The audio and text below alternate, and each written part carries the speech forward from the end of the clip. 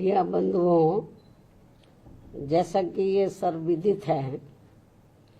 कि पिछले कुछ समय से संसद में सत्ता व विपक्ष अर्थात बीजेपी और कांग्रेस पार्टी एंड कंपनी के लोग किसी न किसी मुद्दे की आड़ में देश व जनहित के ज्वलंत मुद्दों पर से जनता का ध्यान बांटने व भटकाने के लिए संसद को चलने नहीं दे रहे हैं। यह या तो इनकी केंद्र व राज्यों की सरकारों की कमियों पर से जनता का ध्यान बांटने के लिए इनकी अंदरूनी मिली भगत है, या फिर इसकी आड़ में इनकी सत्ता हथियाने की भी साजिश लगती है। और ये सब देश की जनता को सीधे सीधे तौर पर काफी कुछ नजर आ रहा है।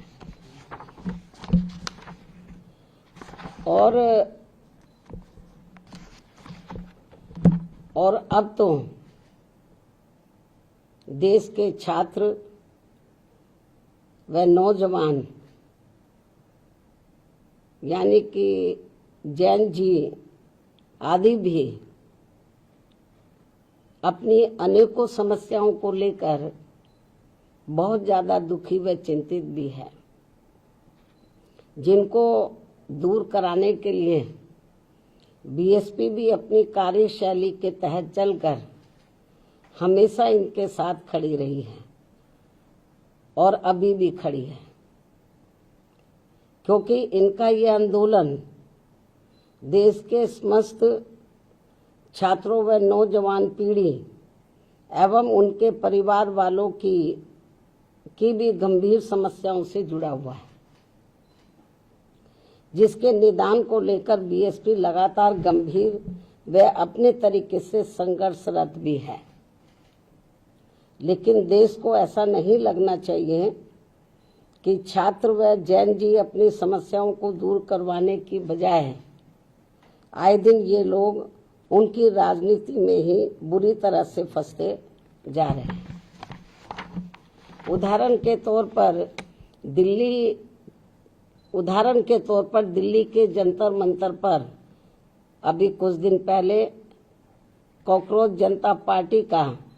छात्रों, नौजवानों, जैन जी आदि की समस्याओं को लेकर आंदोलन छिड़ा, तो फिर वहां इनके इस आंदोलन को कांग्रेस व इनके सहयोगी दलों ने हाईजैक कर लिया, जो किसी से छिपा नहीं है।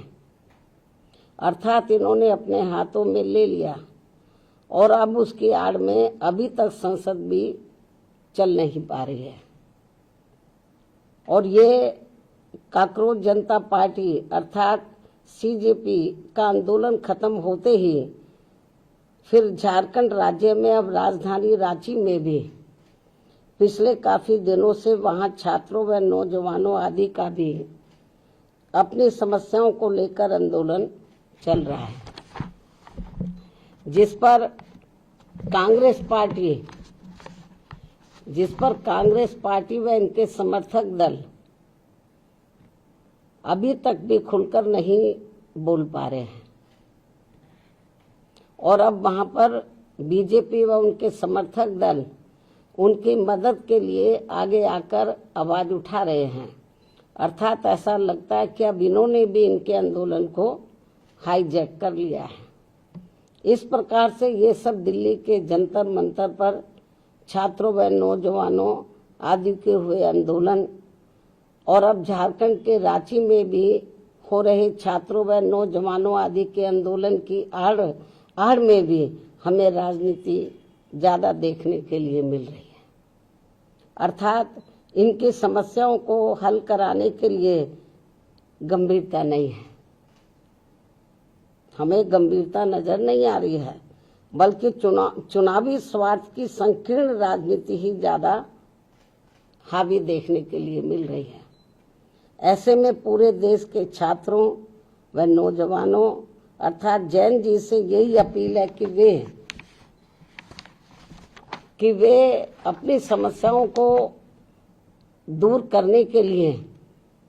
सत्ता व विपक्ष के इस समय चल रहे षड्यंत्र से बिल्कुल दूर रहें और ये लोग अपनी समस्याओं से निपटने के लिए इनका सावधानी पूर्वक इस्तेमाल करें, ना कि इसकी आड़ में सत्ता व विपक्ष अपने स्वार्थ की संकीर्ण राजनीति करके इनका नाजायज फायदा उठा ले। जबकि ये जग जाहिर है कि यूपी में बीएसपी की 4 बार रही सरकारों में हमने छात्रों व नौजवानों को किसी भी मामले में निराश नहीं होने दिया। अर्थात हमने छात्रों व युवाओं की सभी छोटी बड़ी समस्याओं का, खासकर उनके रोटी रोजी का विशेष ध्यान रखा है और इस क्रम में सरकारी व प्राइवेट सेक्टर में भी रोजगार के नए नए अवसर प्रदान किए हैं। अर्थात हमने छात्रों की समस्याओं का समय से निदान किया है और नौजवानों को पूर्व की रही सरकारों में जो सरकारी भर्तियों में लंबे अरसे से रोक लगा दी गई थी, जिससे सभी विभागों के कार्य भी काफी प्रभावित हो रहे थे, उसे भी ध्यान में रखकर व उसे हटाकर हमने यहाँ प्रदेश में लाखों लाखों लोगों को रोटी रोजी के साधन दिए हैं। इतना ही नहीं बल्कि हमने पुलिस विभाग में व अन्य और विभागों में भी नए सरकारी पद सृजित करके यहाँ लाखों लोगों को रोजगार दिए हैं। इस समय नौजवान एवं छात्र व छात्राएं भी अपनी पढ़ाई व ट्रेनिंग आदि पूरी करने के बाद यही सब चाहते हैं कि उन्हें रोटी रोजी के साधन मिले,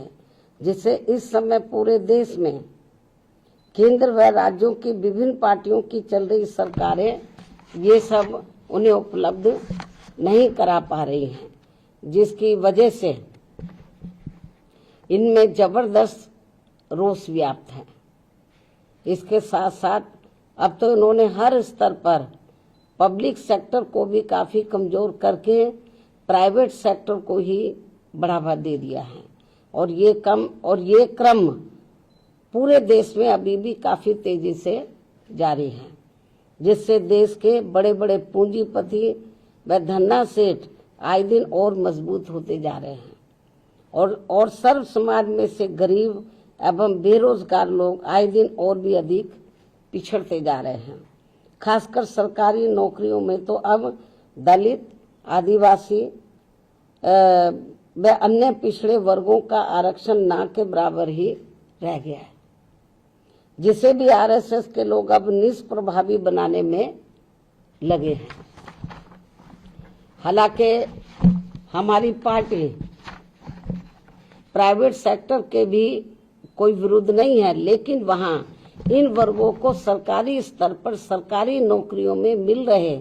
आरक्षण की तरह ही इन्हें भी यहाँ ये आरक्षण मिलना चाहिए, जिसकी व्यवस्था यहाँ नहीं है। जबकि बीएसपी की सरकार ने सरकारी सहयोग से स्थापित उद्योगों में भी आरक्षण देने की व्यवस्था लागू की थी। इस प्रकार से इन वर्गों को सत्ता व विपक्ष की अंदरूनी मिली भगत से यहाँ फिर से गुलाम व लाचार बनाने की साजिश चल रही है, जिससे बचने के लिए अभी से ही इन वर्गों को उत्तर प्रदेश सहित पूरे देश में सतर्क व सावधान हो जाना चाहिए और देश में अपनी एकमात्र हितैषी अम्बेडकरवादी पार्टी बीएसपी से जुड़कर इसे सत्ता में जरूर लाना है। जबकि हमने यहाँ यूपी में बीएसपी के सत्ता में आने के बाद सर्व समाज के किसी भी वर्ग के साथ कोई भी भेदभाव व पक्षपात आदि नहीं किया है,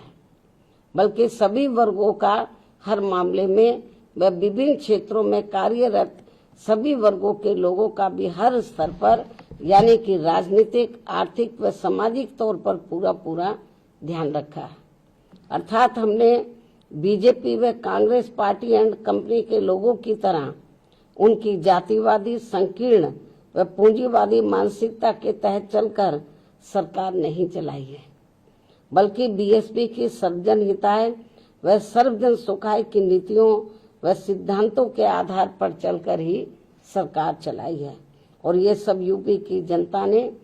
4 बार यहाँ बीएसपी के रही सरकार में देखा है। और अब कुछ ही समय के बाद यूपी, उत्तराखंड व पंजाब प्रदेश आदि में एक साथ यहाँ विधानसभा के आम चुनाव होने वाले हैं, जिसमें ऐसे वातावरण में सर्व समाज से बीएसपी को ही कामयाब बनाने की अपील भी की जाती है। यही देश व जनहित में समय की मांग है, जिससे सर्व समाज के लोग अर्थात छात्र, नौजवान, दलित, आदिवासी, पिछड़े, मुस्लिम व अन्य धार्मिक अल्पसंख्यक समाज के लोग तथा किसान, मजदूर, व्यापारी, कर्मचारी व अन्य मेहनतकश लोग भी अपनी खुशहाल जिंदगी बसर कर सके। अतः हर मामले में अब बीएसपी को ही मजबूत बनाना बहुत जरूरी है। इस उम्मीद के साथ ही अब मैं अपनी बात यही समाप्त करती हूँ। धन्यवाद। जय भीम व जय भारत।